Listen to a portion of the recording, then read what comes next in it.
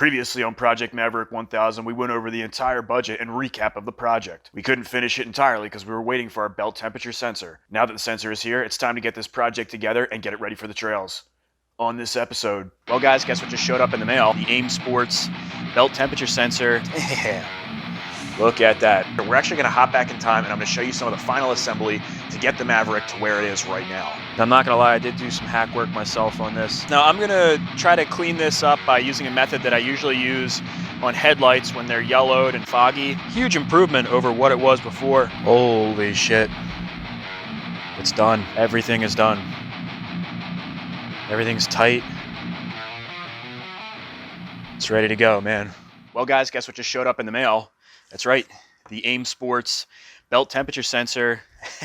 I got this thing overnight shipped, so I'll tell you the story really quick. This came from ProUTVparts.com, and I want to give them a huge shout out because I actually ordered this exact sensor from another website. I'm not going to mention the website just yet, but it's been 16 days since I placed that order as of now. They were not responsive to my emails. I called the company, was left on hold several times, and when I finally got through to somebody, they were not so nice on the phone, and they told me they would email me information. They emailed me a bogus tracking number that doesn't show me anything and directs me to Google and shows me MMA fights and stuff like that. So I'm not too happy about that. So on Wednesday, I called Craig from Pro UTV Parts, which is another company that has this sensor, and he overnighted it to me on the house. So it literally came in one day. I called him on Wednesday. We wound up making the deal on Thursday, and it showed up today, just before 1 o'clock, which is amazing. I've never done overnight shipping before. I had no idea that something could come that fast. So I do want to give a huge shout out to ProUTVparts.com. All right, so I want to show you how this thing comes because this is a really premium part. And we're off to a good start already because they included like a legitimate sticker sheet here, which is awesome, dude. You know me with my stickers. I freaking love stickers. Shit, I mean, you could even put one of these on each wheel. Pretty cool. So I already took it out of the main box, but it was packaged very nicely. This reminds me a lot of buying a cell phone. The packaging is like very premium with the sleeve and everything. And wait till you see this gauge. Like I said, I already opened this up. I just wanted to check it out. I read through the instructions and everything. Should be a pretty simple install. Boom, are you kidding? Wow, more decals. And not only are they more decals, these are like nice vinyl ones. Not that these aren't nice, but these are just kind of like regular paper stickers. These are nice vinyl ones. I probably will use these on the Can-Am. There is software in here. Now, I'm not 100% sure how the software works, and I'm not even sure that you have to use it in order to make everything work. I think this is for fine-tuning it and doing adjustments. I didn't go that in-depth into the instruction manual, but I did read the installation. I read some of the features that it has, and it's really nice. I mean, if you open this thing up, you guys have seen instructions, I'm sure, before. They're usually not this nice. I mean, this is like literally magazine quality. This is, I mean, unnecessary. They're taking the extra step doing stuff like that. But they have really good installation instructions. They show you all the features. And like right here, this is what's nice. They show you exactly where this thing should be mounted. I'll show you guys. It's really easy to tell where this is on the Can-Am. But they show you exactly where it needs to go. And there's another page where they go even in more in depth with pictures, which everybody loves pictures. I mean, we hate reading instructions to begin with, but when there's pictures, it's just that much easier. They show you the sensor right here. So it's a little thermal sensor, infrared. And you can see like, here's the belt. They show you like, this is correct. This is correct. Incorrect, it would be like off to the side here. And if it was really close and off to the side, you want it right in the center of that belt. So without even reading these instructions, you can pretty much tell how this thing is supposed to be installed. All right, so directions aside, let's get a look at this gauge. Damn, look at that. And first off, it is bigger than your traditional gauge. If you look at the back, you've got this big nut on the back. This is all aluminum, it feels like. But this is like your traditional gauge size back here. And the actual gauge is pretty big. I already mocked it up in our little pod center thing. And I'm probably gonna put it in the center hole just because this is bigger than our AFR gauge. And I think it would look kind of weird with one big gauge on the left and a small gauge on the right. Put the big gauge in the middle. And then if we get a third gauge on the left, that way it'll be nice, like with a bigger gauge in the middle and the two smaller ones on the side. But this is just really premium quality. You can feel it's heavy and everything's made of metal. They have three different points back here. There's a single point and a multi-point connector for this. It depends on which machine you have. So they already plugged off the multi-point because mine's a single point setup. So we have those two connectors that we're gonna have to run to this, the locking ring, and then this is the actual infrared sensor right here. So the big difference between this setup and what a lot of cheaper setups like the TrailTech, and I'm not saying anything bad about the TrailTech, this is just a much more advanced setup. The TrailTech ones are like $45, this one's about 300 bucks. And the reason that this one is so much more accurate is because of this infrared sensor. This actually points that beam directly at the belt, and you know exactly what your belt, what the temperature of the belt is. Whereas the TrailTech one takes like the ambient air temperature inside your CVT unit. So the belt could be super hot and the air temperature hasn't heated up quite enough. Plus there's air going through your CVT system. If you have a fan in there, you're gonna be pushing air quicker and it's not gonna be accurate. This is much, much, much more accurate. We have our cables and everything that we're gonna be running. This is a little fitting that we will be putting in the CVT housing that our sensor will go in. And that's it, man. Pretty simple. Now, before we actually install this temperature sensor, we're actually gonna hop back in time and I'm gonna show you some of the final assembly to get the Maverick to where it is right now.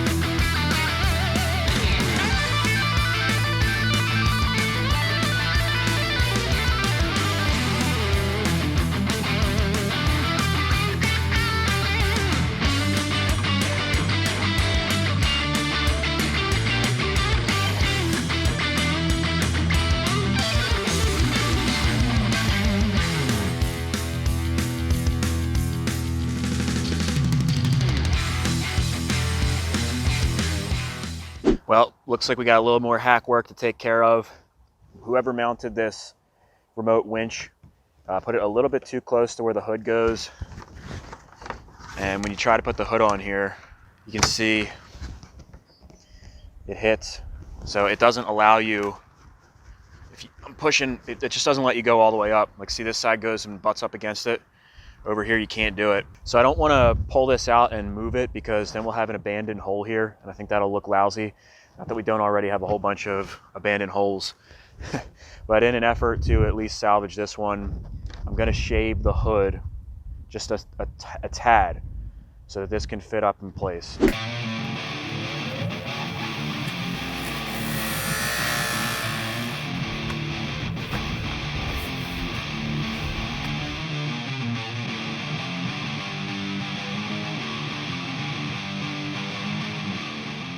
I'm not gonna lie, I did do some hack work myself on this. There's just some stuff on this machine, like right here, that just cannot be repaired without replacing expensive parts. And this was never meant to be a beauty queen or anything. So this little corner piece right here that goes next to the light, this piece was missing, so that's a replacement part. I think it was like $6, super cheap. But I did have to drill holes and put zip ties in it because the plastic behind this is cracked. And if we rode this the way that it was, this would have just flown off probably on the first ride and it would have never stayed there. Now over here we have this big hole. I don't know what this was for. You know, that came on the machine. There wasn't a snorkel there. It looks like a real hack hole. But maybe there was a different snorkel system that used to be here. So I think what I'm gonna do, I can at least clean this up with a Dremel and make it a nice circle. I could put a hole plug in there. It would take a 2.5 inch hole plug. I don't have one of those handy. So I might just trim this out to 2.5 inches for now and then order the plug. This is a stud that was ripped out from the underside where the hood was mounted. So I can round that out too, just make it a nice hole. I mean, maybe I could put a decal here or something to make it, you know, look a little bit nicer. But there's cracks here. I mean, we're really kind of polishing a turd at this point to make it sound really bad. I mean, it's not the ugliest thing in the world, but these imperfections, they're just gonna be there. Right here, a bunch of clips and stuff that were on the underside of this hood that hold this in place they were gone. They were snapped off. So I did put some holes and zip tied this because I don't want this, vibrating. So right here, there was actually a hole drilled right here by the previous owner, and there was a screw, and it was in a bad spot. It didn't really mount to anything in a good area. So I moved it up a little bit, and I put a zinc-coated screw in there. So everything is solid. It's not the prettiest thing, but it's functional. If you come over here, I did the same thing on this side, just so that it matches. If you come around back, this thing here is called the logo support. I had to make a little tab. I don't know if you guys can see it. It's right up here. This aluminum tab up here, because the previous owner ripped it off. So I bolted a little tab to that just so that this is solid. I'm waiting for the BRP decal that's going to go here. Now this, I'm not sure why that's cut like that. I'll take the Dremel and just kind of sweep this out like so that it at least looks not like it's just snipped out, Try my best to just kind of make this thing look at least a little bit better. If you come to this side, you can see right here, more tabs that were busted off. So, I mean, there's not much you can do with plastic stuff. You can plastic weld and whatnot, but a lot of times that really doesn't hold up. So at least this is solid, and we won't have any wiggles or anything. Now, I did throw this little quarter windshield on the front. It's solid. I mean, there's a crack right here. Oops. But it seems pretty strong, so I think we should be good. However, it's dirty as crap, and it's all scratched up and everything. So I think what I'm going to do is take some rubbing compound, lay this thing on the bench, and see if we can get this thing at least a little bit more clear and looking nice. We'll get this sticker glue off. That was probably from like a registration sticker or something. And probably when we do this, it'll take this Can-Am background off as well. All right, guys, now I'm gonna try to clean this up by using a method that I usually use on headlights when they're yellowed and foggy, and it works really well. I'm probably not gonna go as hardcore on these because headlights I like to be super clear. So we'll see how well this comes up and how quickly I can do this. Basically what I do is I have a polishing bonnet. This is a 6-inch bonnet on, I believe this is, I forget how many RPMs this thing is, but it spins really fast. And then we have rubbing compound and polishing compound. I use the rubbing compound that's a little bit more abrasive. It's got like little grits in it. And then you just buff the hell out of it, man. And it really smooths it out. Honestly, the rubbing compound will probably make this thing pretty clear. But then you do polishing compound on top of that, it really makes it nice and clear. It makes the plastic look like brand new. It can get most of the scratches out. And then beyond that, if you want, you can use Plastex. You can polish that in too. I don't have any Plastex right now though, so we're just gonna use these two. So I'm gonna start with the rubbing compound, and I also like to keep a sprayer with some water. I actually don't have it on the table right now, just to keep things lubricated. And sometimes the polishing and rubbing compounds start to solidify, so you want to keep everything wet. And this can be pretty messy, so I'm outside. And yeah, so let me get to it. All right, so I'm gonna clamp this to our bench so it doesn't get carried away. All right, so I'm gonna wet this thing down. Take rubbing compound, and they actually make this stuff, it's kind of like a gel. Same company, Turtle Wax. That stuff is definitely easier to work with. This is just what I have on hand right now. It'll work just as well, it's just a little bit thicker. And I like to put a little bit on my bonnet.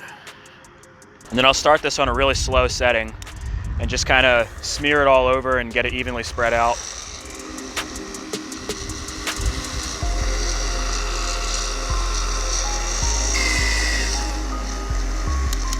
You can already see it's working pretty well.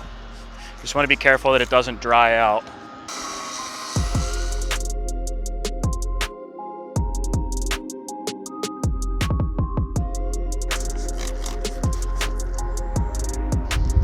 All right, guys, now this first section is done, at least with the rubbing compound.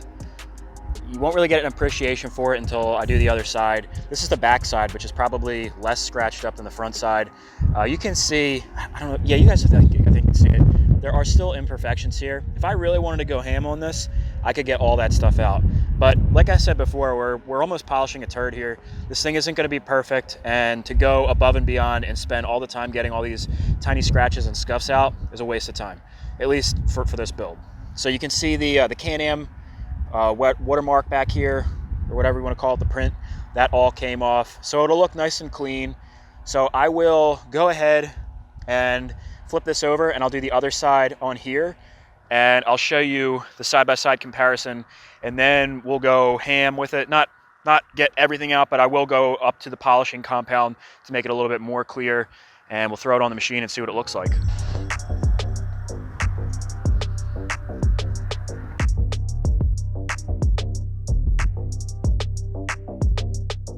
All right, guys, I got half of it done,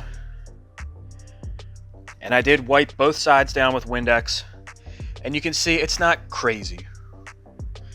This is the side that's done.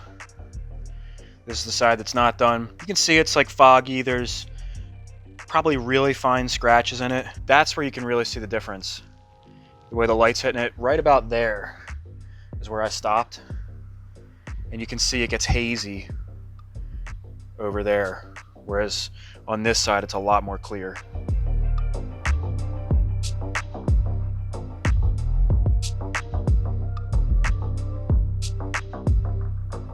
All right. I'm sure I will get some flack for using these zip ties, but these are actually pretty strong. So that should actually hold up, but unfortunately I didn't have black zip ties. I think that would at least look a little bit better, at least not heavy duty zip ties like these ones. And believe it or not, these are actually removable. You see this little trigger here? If you push down on that, it will release them and I can take them off. I wanted to show you guys how clear this window is. So huge improvement over what it was before. You guys will have to let me know in the comment section below what you think. So I actually ran down to the hardware store and I found a couple plugs. We've got a 2.5-inch plug and a 2-inch plug. The 2-inch plug we can utilize right now. I sprayed it with the exact bed liner that we used on our bezel that we made. That's all plugged up. Looks pretty good. And our temperature sensor for our belt will go right here. And then this 2.5-incher we'll put right here. So I'll take my flapper disc on the Dremel and open that up a little bit. I'll probably put this on here and trace it so we get a nice accurate circle. I can't really do it back here on these ones, guys, because of the contour. So I think I'm just gonna leave those. All right, so I just have to trim away the inside of this black Sharpie line. Just have to stay inside the line, and then once I have it shaved out, I can wipe away any excess Sharpie with some lacquer thinner, and then that whole plug should pop right in place.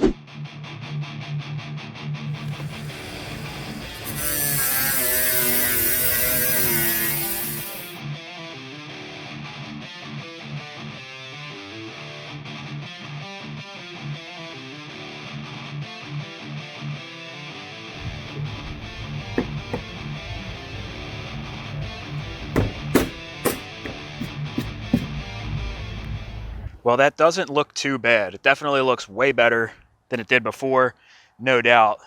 It's a shame that this imperfection right here is as high up as it is. It's almost in the same location. I mean, I could just put it up higher. I don't know. We'll leave that for now. And, well, as far as this hole goes, I'm not exactly sure what I want to do about that hole. I could bore it out and just make a nice circle, but honestly, I may just go full hack and put a sticker over it. There's really not much I can do to save these plastics other than just cover up the imperfections. It is what it is. So we will move to the back here, and I think what I'm going to do, like I said, I'm just going to kind of sweep this up and down over here just so that it looks a little bit better. Because I mean, right now it looks like somebody took a pair of tin snips or something and just snipped that out.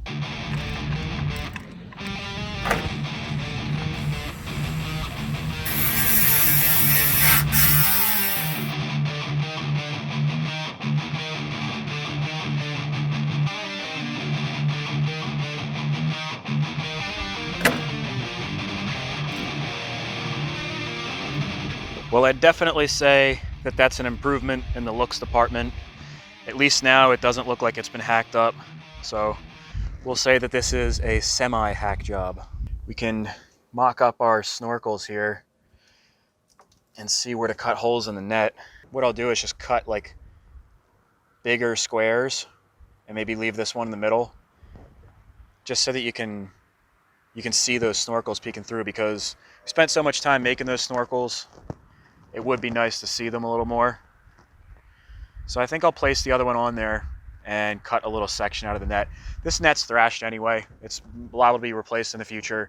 A lot of these straps ripped off when I took this off. Like this one here, a section ripped and it wasn't even long enough to fit around anymore. So it's not like we're destroying a nice net. Like I said, it's pretty thrashed.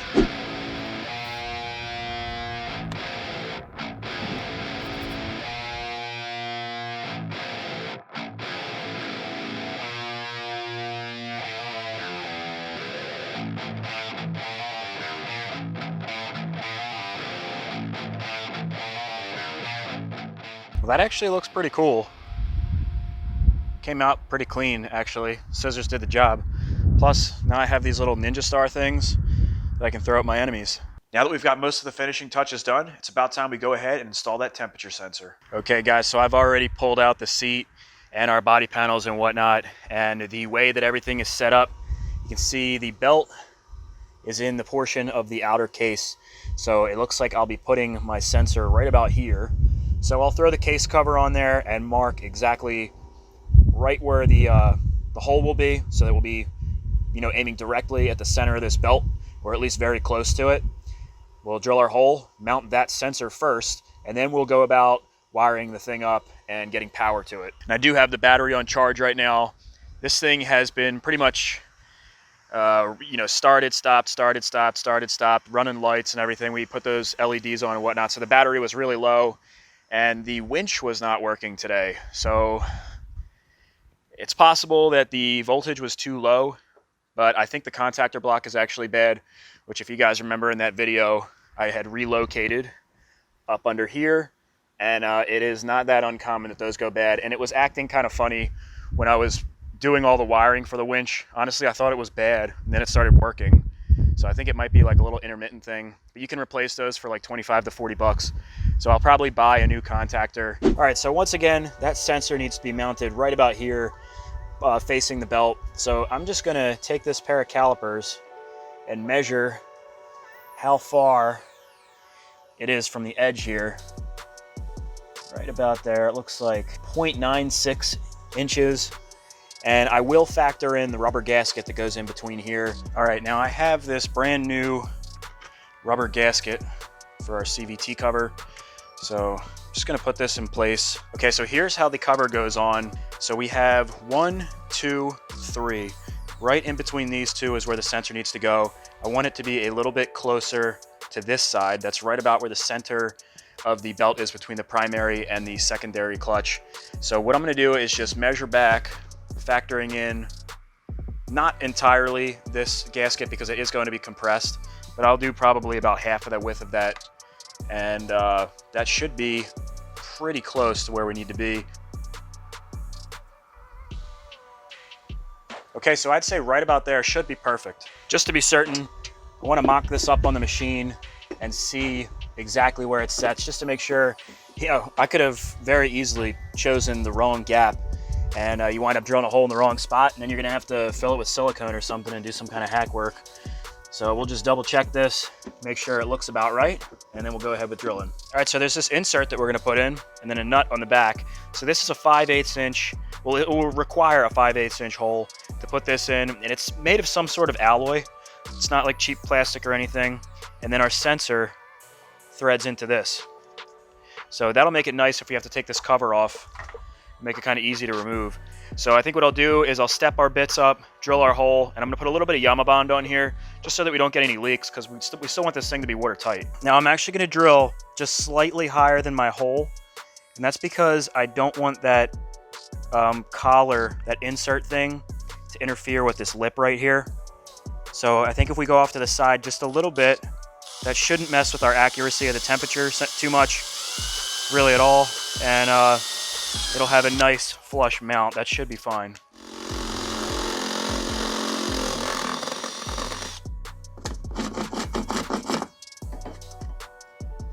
We'll take some of our Yama Bond, just put a little bit so we don't get any leaks. And I did put a little bit around the actual fitting itself. It's okay if it gets on the threads, it's not gonna hurt anything.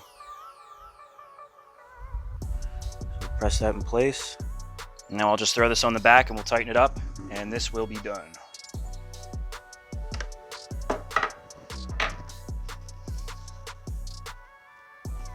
All right, now as that silicone's drying, I can actually finally mount this cover up. Check it out, guys. I'm putting anti-seize on all of these because if you followed the series, you saw one of these had gotten seized and the previous owner just like snapped the bolt off. It was a major pain in the ass to fix it. So this way, that won't happen. Just when you thought there couldn't be any more hack, I discovered another stripped insert on this freaking cover. I wish I had noticed it before because I would have fixed the insert, but for this time around, luckily I could fit the 1/4-20 tap in there, and the 1/4-20 is just slightly bigger than the 10mm, so I should be able to pull that through with a bolt that I didn't custom make, but this is a 1/4-20, and you can see these style of bolts, these 10mm, they have these rubber washers. I was able to remove this past the little lump. I'm not sure where I put the one that I took it off. Oh, there it is. That's the one I removed the little rubber special washer from. But this should work fine, and that should cure the issue, and then the next time I have it apart, I can replace that insert. But just what the heck, man? The hacking never ceases with this machine. Oh yeah. Boom. And I actually put a little bit of Loctite on this because this one, we didn't have, like on these ones, there's like a stopping section. The 1/4-20 doesn't have that. So I just snugged it down. You can see the gasket is squeezing through just like it is on all the other ones. We'll have no problem with that. That is a solid fix. And I wanted to show you guys this. I don't know if you can see in there, but you can see the lettering on the belt. It is literally dead center. You know, I moved this out just a little bit and it worked perfectly. See, this is the lip I didn't want to hit with the rim of this. So it literally, oh, I wish you could see in there. It's like right in the center of the belt. So it's going to be perfect. I think we can actually put this seat tray in now, or under the seat tray, whatever you want to call it.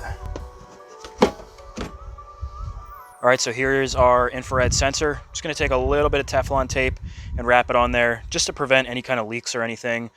This isn't like a hex or anything, so you can't even put a wrench on here. But I don't think they really expect you to put this in super tight. I think with a little bit of the Teflon tape on there, we shouldn't have any leaks at all. And you know me, guys, I'm going to put just a dab of dielectric on here. Now, I don't really like that this connector just plugs in and there's no, doesn't seem like there's much weatherproofing on it. So I'm going to take a piece of heat shrink and put it on, plug the connector in, and that'll give us a little bit more protection. I definitely feel a little bit better with that. I think that'll be a little bit more waterproof than it was before. Plus it looks a little more professional. So I'm just gonna feed this wire up to the top and zip tie it up, and then we'll take it from there. Okay, so this is what it looks like. Ton of wires Z'd up right here. That's because this sensor comes with quite a bit of extra wire. So I put the extra loops down here. I'd rather have it down there than up under the dash. I did leave plenty of serviceability wire up here. Comes out plenty far. And I went a little overboard with the zip ties up here, but I wanted it to be nice and tight to the frame and this way because the cup holders go in here. And I just don't want anything rubbing on the inside because the wires can actually chafe and eventually wear through. So I'm trying to prevent anything from failing in the future. Just a shitload of zip ties, man. So I'm gonna put the cover back on. I could put the sensor on and test it and everything, but I'm pretty confident that this is gonna work.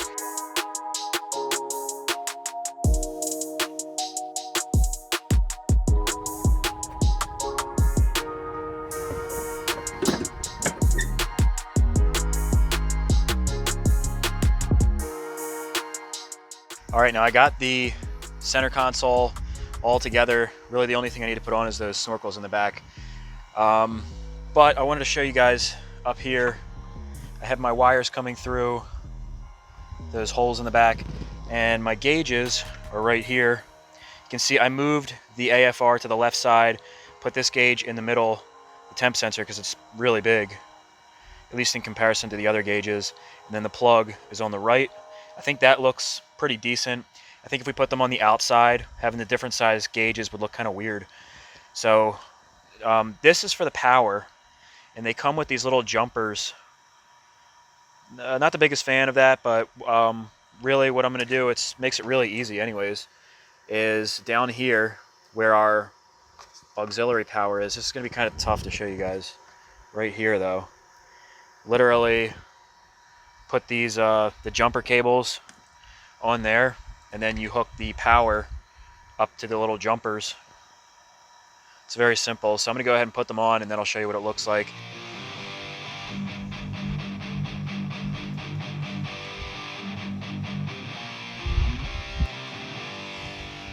Alright, so there it is, guys.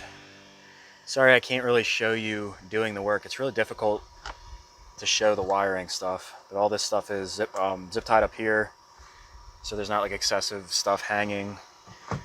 And both of these connections look the same. I'm not sure if they are the same. I didn't even look at them actually. It's possible that we couldn't screw these up. I think you can't, but I put red tape on this one just so that we know that's power. So those will screw into the back of our gauges, and then we just have to bolt on our little plate here, and it's it, man. Turn it on, see if it works.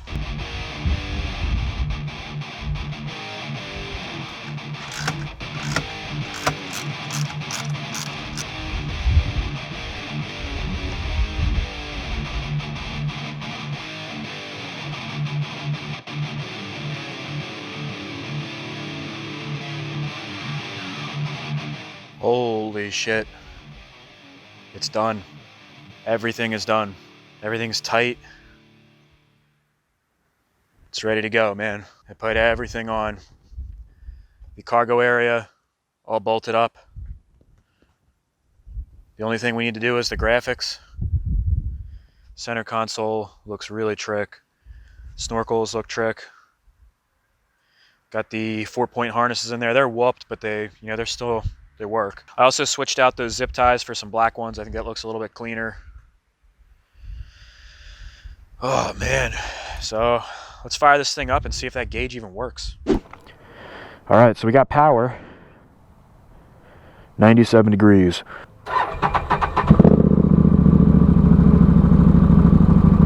All right, let's cruise around and see what happens with the temperature.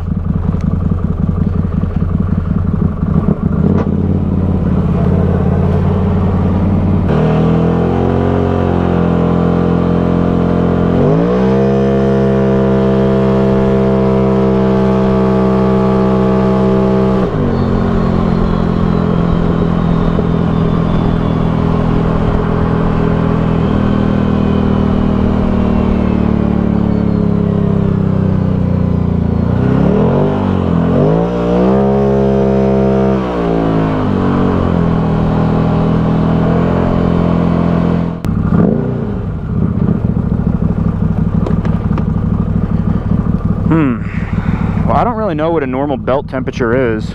I think like, you know, the low 200s is high. I don't know if like 175 is like normal operating temperature.